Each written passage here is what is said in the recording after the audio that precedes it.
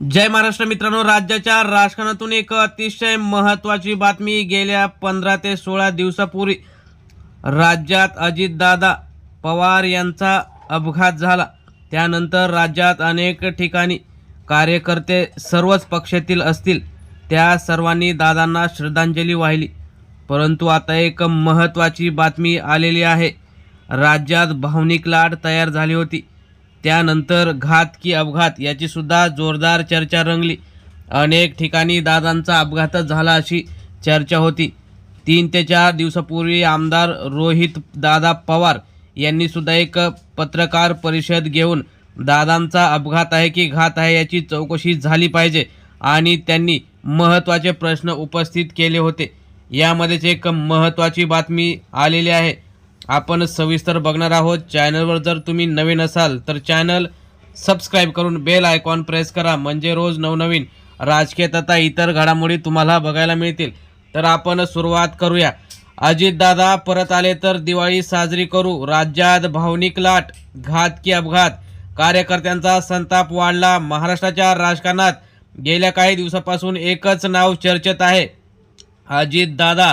राज्याचे उपमुख्यमंत्री असलेले दिवंगत अजितदादा पवार यांच्याबाबत पसरलेल्या बातम्या, अफवा आणि भावना आणि राजकीय आरोप प्रत्यारोपांनी वातावरण ढवळून निघालेलं आहे. अजितदादा परत आले तर दिवाळी साजरी करू हा नारा सध्या राष्ट्रवादीच्या अनेक कार्यकर्त्यांच्या तोंडी ऐकू येतो. दादा काही दिवसापासून आपल्यात दिसत नाहीत. 16-17 दिवसानंतरही त्यांचे अनेक कार्यकर्ते, नेते त्यांना आठवून रडत आहेत. त्यांच्या पुनरागमनाची चर्चा थांबलेली दिसत नाही. काही जणांना वाटतं दादा अजूनही आहेत आणि ते एंट्री करतील. याच दरम्यान दादाच्या अनुपस्थितीमागे घात झाला की अपघात असा प्रश्न उभा राहत असून पक्षातील वरिष्ठ नेते प्रफुल्ल पटेल, सुनील तटकरे, धनंजय मुंडे, छगन भुजबळ यांच्यावर सुद्धा कार्यकर्ते संताप व्यक्त करत आहेत. आणि 16 ते 17 दिवसानंतरही हे नेते शांत का आहेत?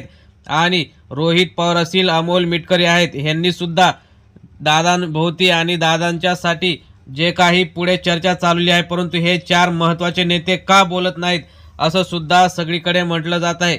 अजितदादा पवार गेल्यापासून 16 ते 17 दिवसापासून राज्याच्या कानाकोपऱ्यात अनेक ठिकाणी दादांचे चाहते असतील, अनेक पक्षाचे कार्यकर्ते असतील, दादांसाठी श्रद्धांजलीचे कार्यक्रम ठेवत आहेत. राज्यातील अनेक जिल्ह्यात बैठका, सोशल मीडियावरील पोस्ट, बॅनर्स आणि व्हिडिओद्वारे दादा परत या अशी मागणी होत आहे. काही ठिकाणी तर कार्यकर्त्यांनी भावनिक आवाहन सुद्धा केलेलं आहे. राजकीय विश्लेषकांच्या मते अजितदादा राष्ट्रवादी काँग्रेस पार्टीतील शरद पवार यांच्यानंतर सर्वात प्रभावी आणि संघटनात्मक आणि कामाचा माणूस होते. त्यामुळे त्यांच्या जाण्याने कार्यकर्त्यांमध्ये पोकळी निर्माण झालेली आहे.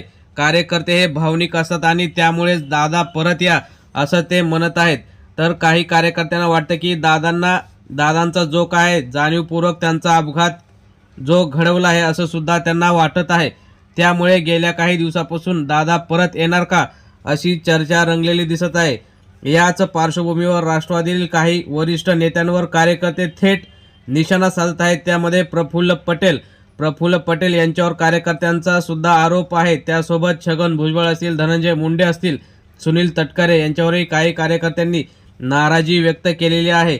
त्यामुळेच आता दादा एंट्री करतील अशा चर्चांना उधाण आलेलं आहे. दादा लवकर या, आम्ही तुमची वाट बघत आहोत असे सुद्धा बॅनर अनेक ठिकाणी लावलेले आहेत. परंतु आता पुढे जे काही अजितदादा यांचा घात की अपघात यावर सरकारद्वारे किंवा CBIद्वारे चौकशी व्हावी अशी मागणी रोहित पवार यांनी केल्यानंतर पुढे काय होतं, खरंच चौकशी होते का आणि खरंच पुन्हा अजितदादा आपल्यात येतात का अशी वाट कार्यकर्ते बघत आहेत.